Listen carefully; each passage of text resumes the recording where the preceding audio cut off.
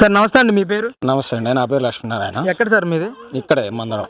Pension వస్తుందా sir మీకు? వస్తుంది పెన్షన్. అందింది సార్. 7,000 తీసుకున్నారా ఈ రోజు? తీసుకున్నాం.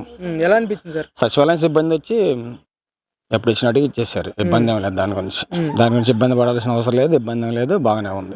గత 2 నెలలు ఎలా తీసుకున్నారు పెన్షన్ మీరు? 2 నెలలు అంటే బ్యాంకులో వేసారు. బ్యాంకులో వేసారు. ఇక అది బ్యాంకులోకి వెళ్ళి మన ఖాతాలో మనం ఓపెన్ చేసి తెచ్చుకోవటం. అది అంత మించి ఏం లేదు. అది అంటే వాలంటీర్లను ఆపేశారు, చంద్రబాబు నాయుడు కావాలని చెప్పి ఈ విధమైన ప్రచారం కూడా పెద్ద ఎత్తున చేశారు గతంలో. దీన్ని ఎలా చూడండి? అది కాదండి, అది రాజకీయ విమర్శ.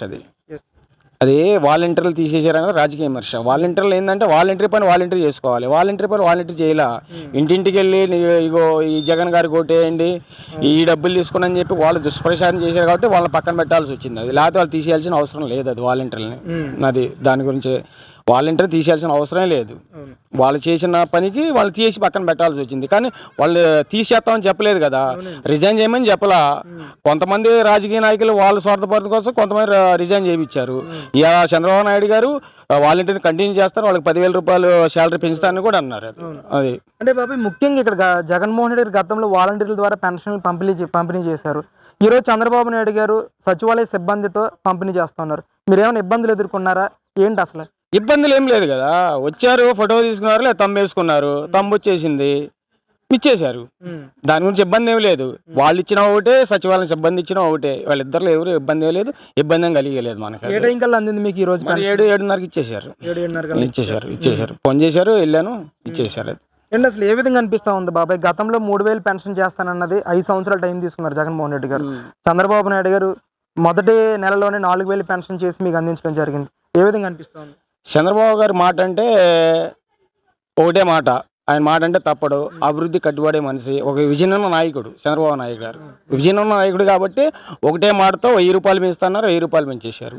మా ఏప్రిల్, మే, జూన్ ఆ రోజు ప్రకటించారు కాబట్టి దానికి సంబంధించిన 1,000 రూపాయల పెండింగ్ కూడా కలిపి 7,000 ఇస్తున్నారు, 7,000 ఇచ్చేశారు.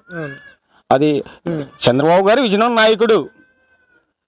అది ఏంటి బాబు, దేశ చరిత్రలో ఎప్పుడు కూడా ఏ ముఖ్యమంత్రి వెళ్ళి పెన్షన్ ఇవ్వని విధంగా ఈరోజు రాజధాని ప్రాంతంలో పెనుమాక గ్రామంలో చంద్రబాబు డైరెక్ట్గా వెళ్ళి కొంతమందికి పెన్షన్లు అందించడం, అసలు ఇది చూసినప్పుడు మీకు ఏ విధంగా అనిపించింది? అసలు ఒక గొప్ప నాయకుడు అండి చంద్రబాబు గారు.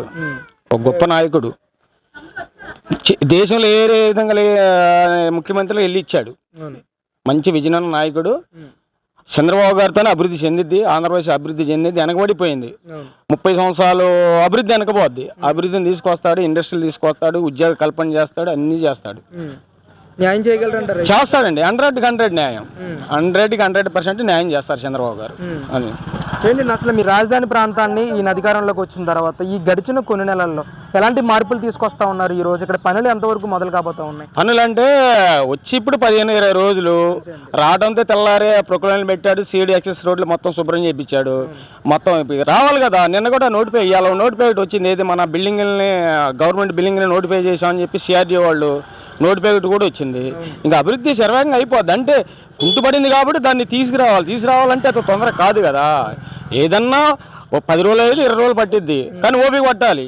చేస్తాడు, చేయగలుగుతాడు. ఓపిక పట్టాలి. మనం దాంతో ఎదురు చూడాలి ఓపికతో.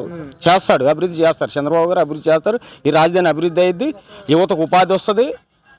ప్రతి ఒక్కరికి పనులు కలుగుతాయి. మా బోటోళ్ళు కూడా ఇప్పుడు దాకా మేము చాలా ఇబ్బంది పడ్డాం. నేనే వలసపోయా. నేను ఇక్కడ ఉంటా తెలంగాణలో ఎక్కడో పోయి వ్యవసాయం చేసుకుంటా, నవ్వారు అమ్ముకుంటా తెలంగాణలో బతుకుతున్నా. ఎందుకనంటే మన పనులు లేవునండి. పనులు లేవు. పోతా 20 రోజులు ఆడుంటా, 10 రోజులు ఏడుంటా.